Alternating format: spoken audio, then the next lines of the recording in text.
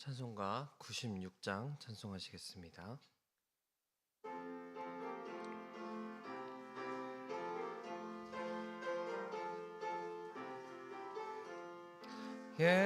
예수님은 누구신가?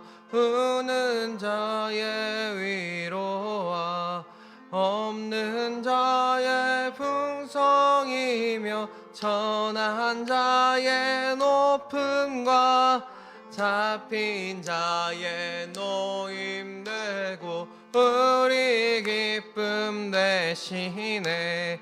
예수님은 누구신가? 약한 자의 강함과 눈먼 자의 빛이시며 병든 자의 고침과 죽은 자의 부활되고 우리 생명 되시네. 예수님은 누구신가? 주한 자의 정함과 죽을 자의 생명이며 죄인들의 중보와 멸망자의 구원되고 우리 평화 되시네. 예수님은 누구신가? 온 교회의 머리와 온 세상의 구주시며 모든 왕의 왕이요 심판하실 주님 되고 우리 영광 되시네. 아멘. 찬송가 126장 한 장 더 찬송하시겠습니다. 126장입니다.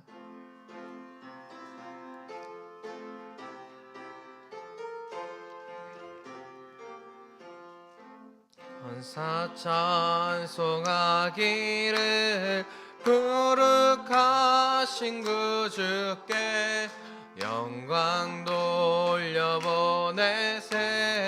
그주 오늘 나셨네.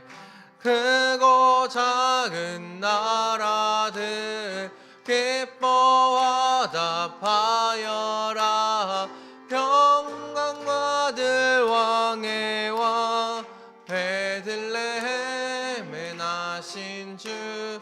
영광 받을 왕의 왕 베들레헴 나신 주. 오늘 나신 예수는 하늘에서 내려와 전혀 몸에 나셔서 사람 몸을 입었네. 세상 모든 사람들 영원하신 주님께 영광 돌려보내며 높이 찬양하여라. 영광 돌려보내며 높이 찬양하여라. 의로우신 예수는 평화의 왕이시고 세상 빛이 되시며 우리 생명 되시네. 거인들을 불러서 거듭나게 하시고 영생하게 하시니 왕께 찬양하여라. 영생하게 하시니 왕께 찬양하여라. 아멘.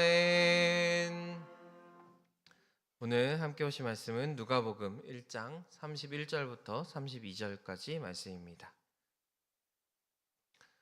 누가복음 1장 31절부터 32절까지 말씀, 우리 두 절 말씀 한 목소리로 함께 읽도록 하겠습니다. 시작.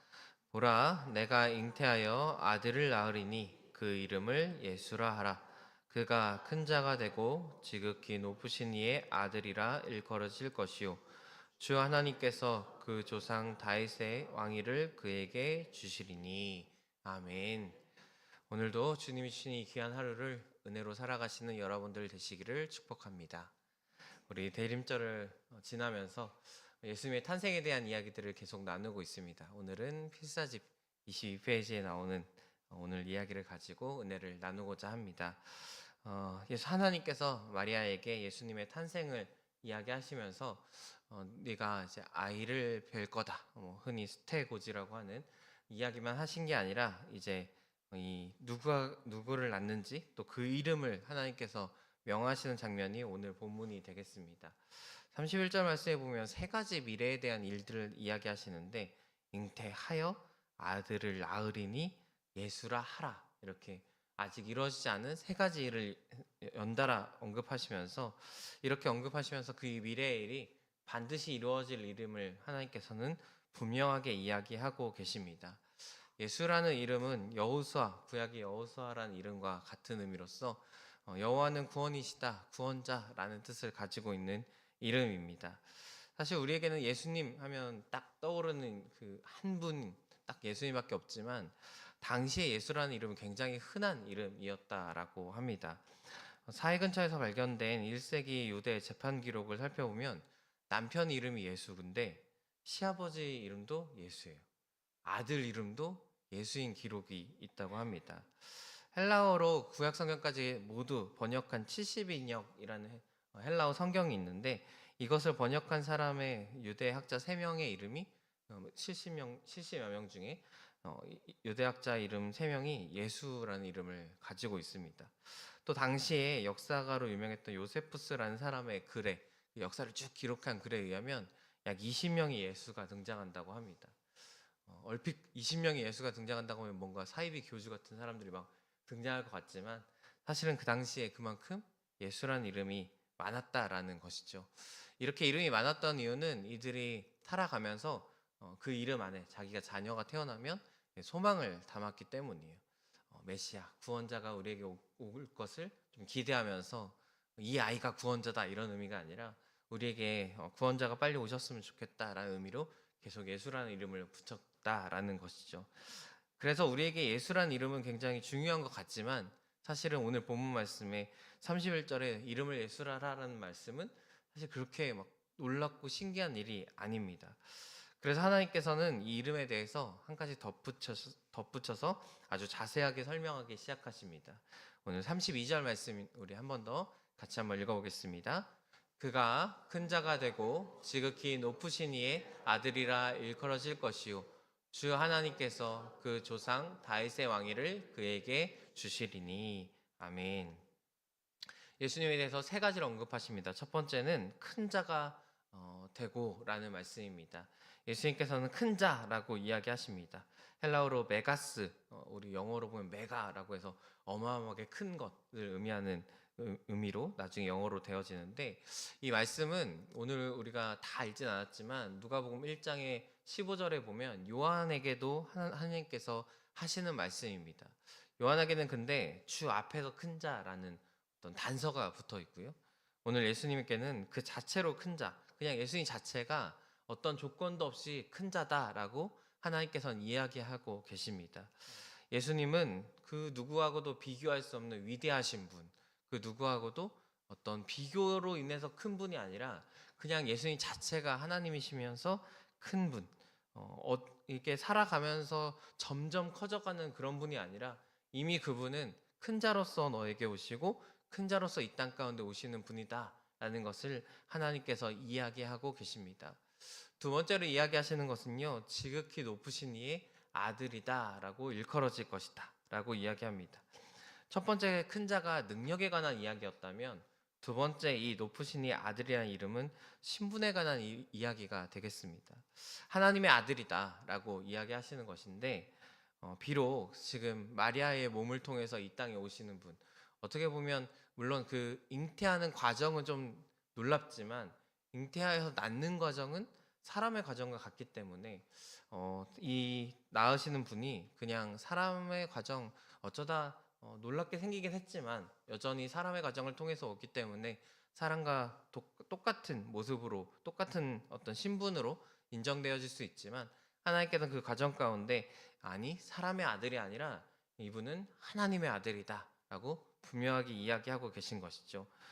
재밌는 부분은 일컬어질 것이다라고 이야기하시는데 사실 복음서 안에는 이 예수님이 사람들을 통해서 사람들이 예수님한테 와서 하나님의 아들이십니다 하는 장면이 없습니다.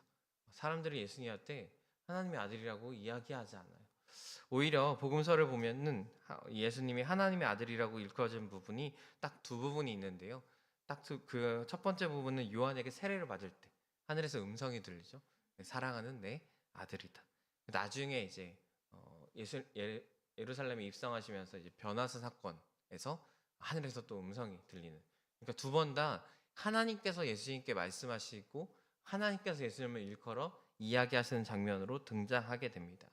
사람의 몸으로 오셨지만 우리 예수님의 신분은 전혀 다른 신분을 가지고 있다라는 것을 분명하게 이야기하고 계신 것이죠. 세 번째로 다윗의 왕위를 물려받으신 분으로 하나님께서는 예수님에 대해서 이야기하고 계십니다. 다윗의 혈통이 왜 중요하냐면요. 유대인들에게는 메시아가 당연히 다윗의 혈통으로 올 것이라고 여기고 있었기 때문입니다. 물론 하나님의 약속이 그러했기 때문이죠.